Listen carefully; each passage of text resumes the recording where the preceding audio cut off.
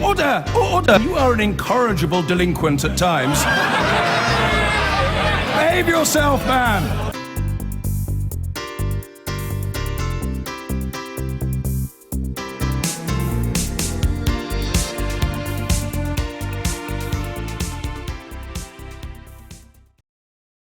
Bitterly sad news breaking tonight for workers in the British steel industry. It's not official, but it appears that Tata Steel, the company that is the successor to the old British Steel Corporation, which then became Chorus, it merged with a Dutch company to do that, is said to want to sell its British assets. Well, the decision was reported out of a make-or-break meeting in Mumbai, and among the assets being sold, the Port Talbot plant, which plays such an important part in the economic life of South Wales, employing 4,000 people. Thousands more, of course, are employed elsewhere in Britain. Well, the fear is that if no one wants to buy the assets, and they are losing hundreds of millions of pounds a year, then the plant will simply close. Stephen Kinnock is the MP for Aberavon, and he's with the delegation in Mumbai. He's just been giving his reaction.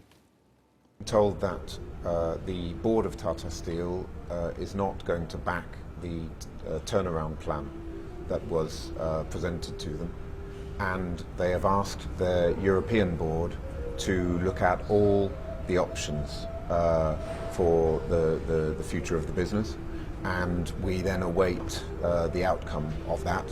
Clearly one of those options is to look at looking for a buyer, an alternative buyer for the business. Well, Simon Jack is the BBC's business editor. He joins us from Port Talbot now. Simon, look, let's just go through the worst and best case scenarios. Best case scenario, as we sit tonight, what is the most optimistic it could be? Well, I mean, the news that came out of Mumbai this evening, having heard nothing all day, and then the last hour we had this flurry of briefings, is that the deal that they'd hoped to get done, the turnaround plan, which would have seen Tata investing extra money in, turning hundreds of millions of losses into a year into profits within 2 years, has been rejected. It was a very ambitious plan, so that is undoubtedly a big setback.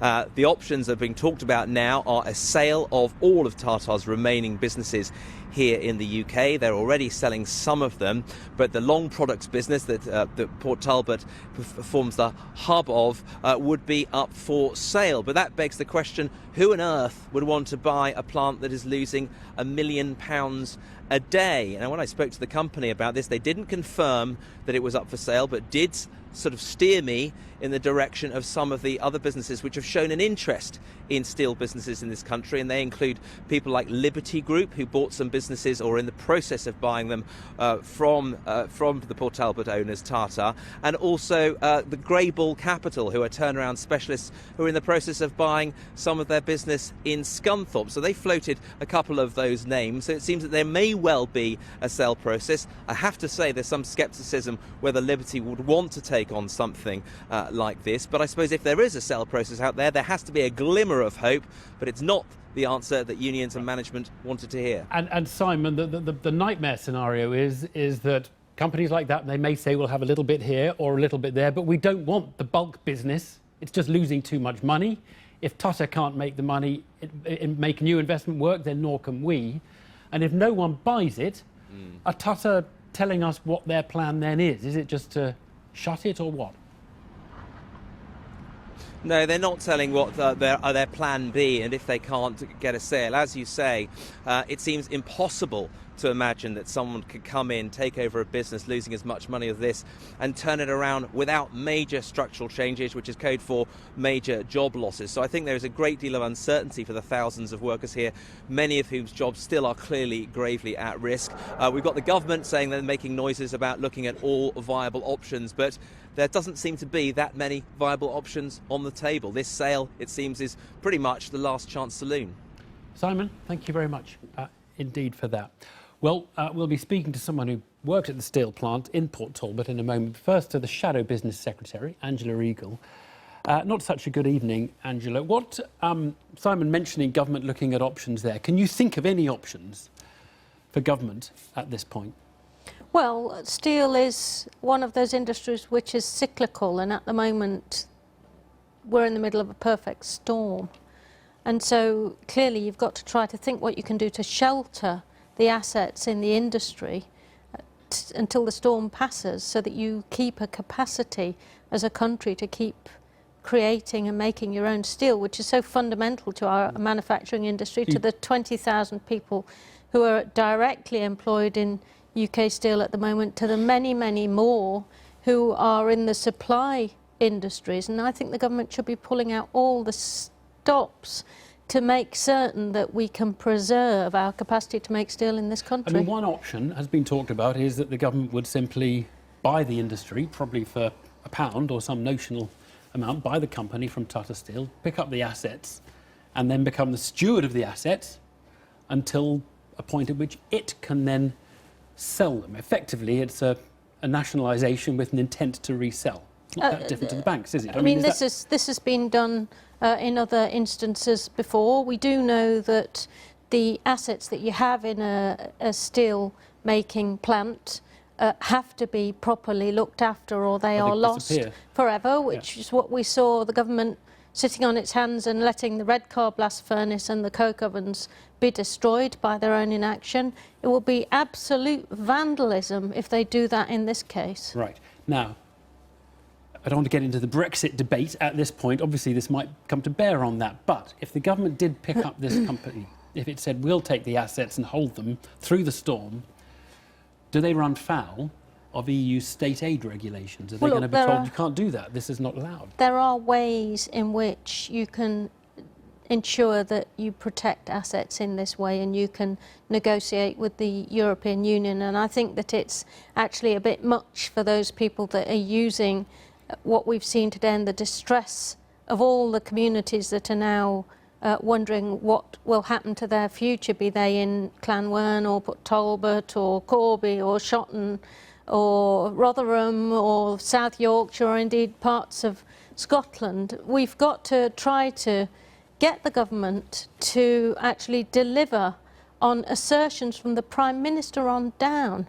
that they want to preserve our capacity to make steel in this country. And if they don't, then we'll see that for tea and sympathy and hypocrisy. And you believe that steel has a future in this country? I mean, let's just be clear. Yes. It has been shrinking and shrinking, and every couple of years it has another crisis and another bit of capacity is taken out. It's a foundation industry. Right. We are on the cusp, if we believe the government, of huge investment in our own infrastructure. Steel is a strategic industry for defence purposes, for our energy. If we look at what's happening with nuclear build, of course we've got to preserve it, and in the end it will pay for itself. Okay, Angela, thank you. Well, we can now be joined from Port Talbot by Tony Taylor, who worked in the steel plant there for more than 40 years. He's now a local councillor. Tony, your reaction to this news, unofficial as it is, as to exactly what the plan is, but your reaction to this news tonight? I think some partial shock to it, because we didn't expect this today. We thought that Tata would get behind this, would support the rescue plan and keep faith with Port Talbot. I'm not trying to knock Tata Steel. They've been marvellous employers and they've invested a lot of money on the plant, and obviously they've come to the end of their patience, but just a little bit longer would have kept us in good stead, and hopefully we could have kept this plant open for the future, for future generations. I'm not saying we can't do it now, because if a buyer comes in, then it'll be a viable plant again sometime in the future. I mean, Tony, what or who do you blame for the difficulties of the British steel industry? And they're not unique to Britain. We should be quite clear. The US and the rest of Europe have difficulties, but very intense difficulties in the UK. You've got to look at the dumping of Chinese steel. I mean, they've been producing hundreds of millions of tons of steel and then virtually giving it away on the market. And we haven't been able to withstand that force, because we should have been putting tariffs on early, as the United States of America did, protecting their industry, protecting their livelihood and protecting their local jobs. And that's one part of it. The heavy energy prices. The plant, if you can look at it behind me, uses the same amount of energy as a city the size of Bristol or Cardiff. You can imagine the on-costs of paying for all that energy. So we haven't been helped by the local government, we haven't been helped by the Welsh government, we haven't been helped by the national government, and certainly haven't been helped by the EU. Tony, thank you very much. Angela Eagle, thank you both. Thanks. Now back very briefly to our main story tonight, the expected announcement from steel giant Tata that it's going to sell its UK assets. Chris Cook is our policy editor and has been speaking to people close to the government's thinking. And what are they saying, Chris? Well, what I was struck by this evening is that they are going beyond platitudes and saying how devoted they are to the Welsh steel industry. However, contrary to, they disagree with what Angela Eagle said earlier, they're very concerned by the prospect of putting the government in as a backstop, because they think that you could very quickly run up very big bills. Not least also you could run into the EU Commission with problems with the EU state aid rules. They are, however, talking about facilitating a deal. They want a private sector solution. They potentially put up government cash effectively through loans and through loan guarantees. They're also talking about using procurement to swing more business that way. Those aren't things that will on their own rescue Port Talbot, but they are things that might make it easier for a private sector solution to emerge. And in a word, you can do some of those and not rub up against the state aid rules. Exactly. Right. Chris, thank you very much.